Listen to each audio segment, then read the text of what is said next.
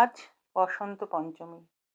শুধু একটা উৎসব না, এটা এমন একদিন যেদিন জ্ঞান ঘরে আসে আর অলসতা নেগেটিভিটি ধীরে ধীরে বেরিয়ে যায়। কিন্তু এই দিনটা কেন এত পবিত্র? আর আজকে আপনি কি করলে সত্যি ভাগ্য বদলাতে পারে? বসন্ত পঞ্চমী মানেই বসন্তের প্রথম শুভবার্তা।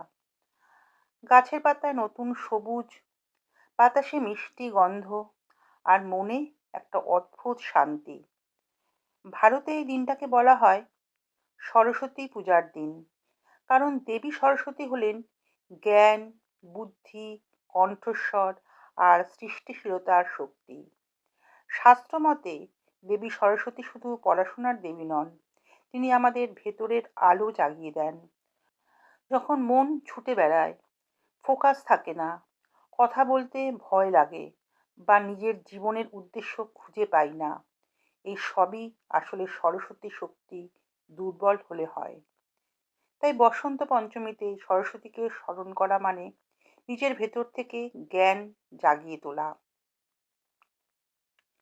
এই দিন সবাই হলুদ পরে কেন জানেন?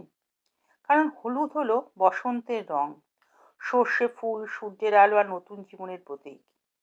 হলুদ রং মনকে আপলিফট করে।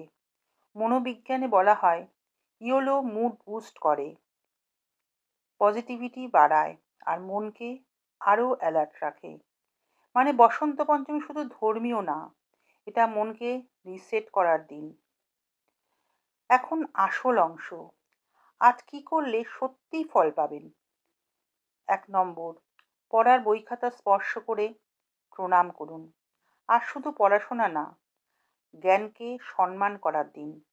1 মিনিট মাথা নিচু করে বলুন, মা সরস্বতী, আমাকে সত্য জ্ঞান দাও। 2 নম্বর, 10 মিনিট মৌন থাকুন। বসন্ত পঞ্চমীর সবচেয়ে পাওয়ারফুল সাধনা, 10 মিনিট সাইলেন্স।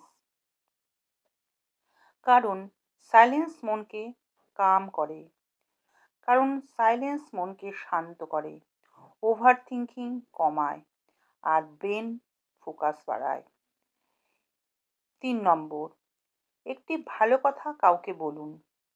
আজ একটা সুন্দর কথা বলুন, তোমার ওপর ভরসা আছে, তুমি পারবে। এই কথাই কারো জীবন বদলাতে পারে। 4 নম্বর, ঘর পরিষ্কার ও পড়াশোনার জায়গা পরিষ্কার। সরস্বতী পরিষ্কার পরিচ্ছন্নতা থাকেন। একটু ঝাড়ু দিন, পড়ার জায়গা টাইডি করুন, মনটাও পরিষ্কার হবে। 5 নম্বর, আজকের দিনে এই ছোট্ট মন্ত্র বলুন, ওং ঐং সরস্বত্যই নমঃ। 21 বার বা 11 বার শান্ত মনে বললেই যথেষ্ট। অনেকেই ভাবে পূজা মানে শুধু নিয়ম, কিন্তু সত্যিটা হলো পূজা আমাদের ভেতরের মনকে ডিসিপ্লিন শেখায়। ভক্তি ইকুয়াল টু বিশ্বাস, আর বিশ্বাস ইকুয়াল টু মানসিক শক্তি।